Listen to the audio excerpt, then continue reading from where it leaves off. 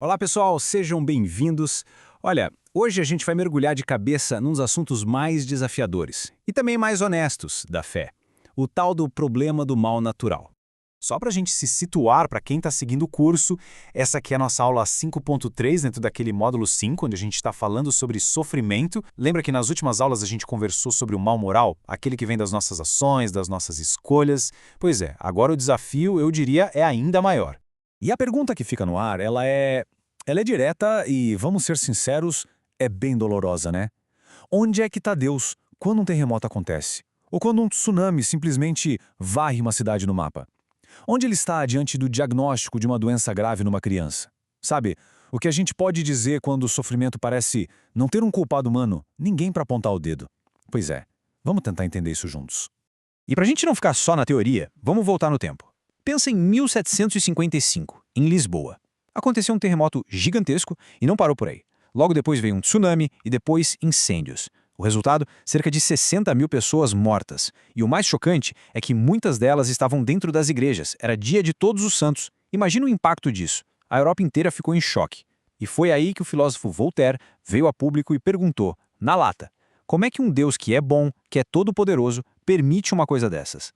Essa pergunta, claro, não era nova. Mas naquele momento, nossa, ela ganhou uma força absurda. Então, como é que a visão cristã encara isso? Bom, a resposta não começa com uma fórmula mágica, sabe? Uma equação filosófica. Ela começa com uma forma diferente de enxergar a realidade. A ideia central é que o mundo que a gente conhece hoje, ele não é como deveria ser. Ele não está no seu estado original e muito menos no seu estado final. E aqui é super importante a gente separar as coisas, tá?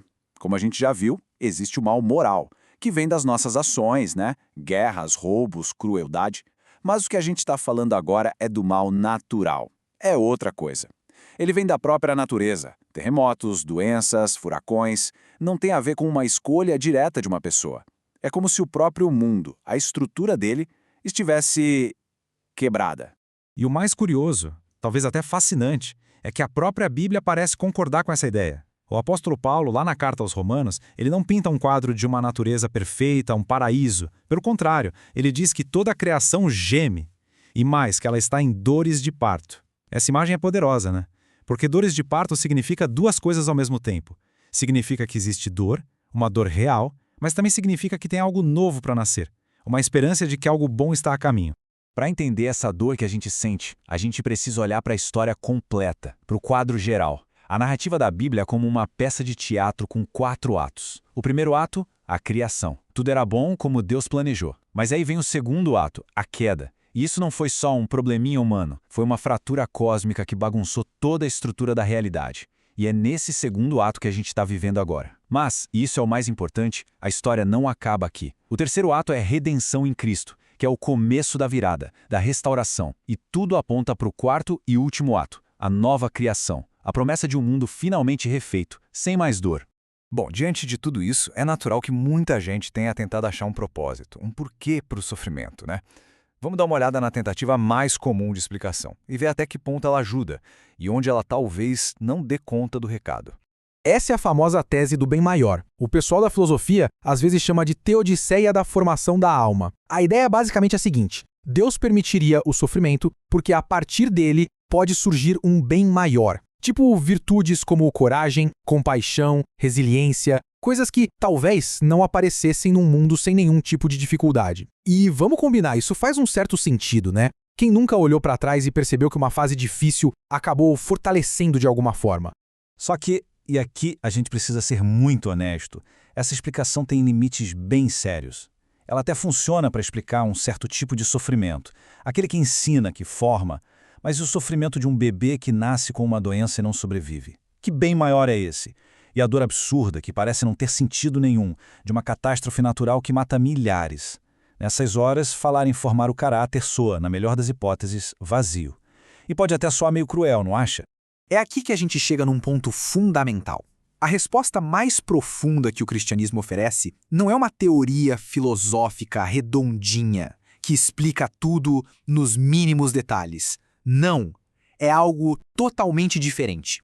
Sabe, se a gente está esperando uma fórmula, uma equação que faça todo esse sofrimento do mundo fazer um sentido lógico e bonitinho, A fé cristã vai acabar sendo uma frustração. Porque a resposta de Deus para esse problemão do mal não é uma explicação. É uma presença, é uma pessoa.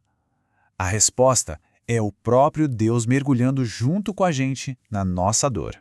E o grande símbolo disso tudo é a cruz, claro. É ela que mostra o quão única é essa abordagem. A cruz não oferece um porquê lá de longe. Ela mostra um Deus que entra no nosso sofrimento. Um Deus que sofre junto com a sua criação. Isso não apaga a dor, mas muda o significado dela. E garante que o sofrimento não vai ter a palavra final. É a solidariedade máxima, entende? Deus não ficou lá do céu só observando e dando explicações. Ele desceu e foi pro epicentro da nossa dor. E é exatamente essa solidariedade de Deus aqui e agora que serve de âncora para a nossa esperança no futuro. Porque, felizmente, a história não termina na cruz. Essa é a grande promessa. A visão de um futuro onde toda lágrima vai ser enxugada, onde toda a dor, toda a bagunça causada pelo mal, tanto moral quanto natural, vai ser desfeita. Não é que vai ser ignorada ou esquecida, não. Vai ser curada, transformada. E essa esperança, ela não apaga a dor que a gente sente hoje, mas ela não deixa que essa dor seja a palavra final, a realidade definitiva. Então, o que a gente tira de tudo isso? Primeiro, que o cristianismo leva o sofrimento muito a sério. Não diminui, não passa pano, valida a dor como algo real e muitas vezes terrível. Mas, ao mesmo tempo, afirma com toda certeza, por causa da ressurreição, que a dor e a morte, elas não são o ponto final da história. E para a gente terminar, fica uma pergunta que já é um gancho para a nossa próxima aula. A gente explorou aqui as tentativas de explicação e a resposta da presença de Deus. Mas e se tiver momentos em que, diante da dor de outra pessoa, a melhor defesa da fé, a resposta mais parecida com a de Cristo, não for nenhuma palavra, e sim o silêncio? Quando é que a resposta certa é simplesmente ficar calado? A gente vai explorar isso juntos na aula 5.4. Vejo vocês lá.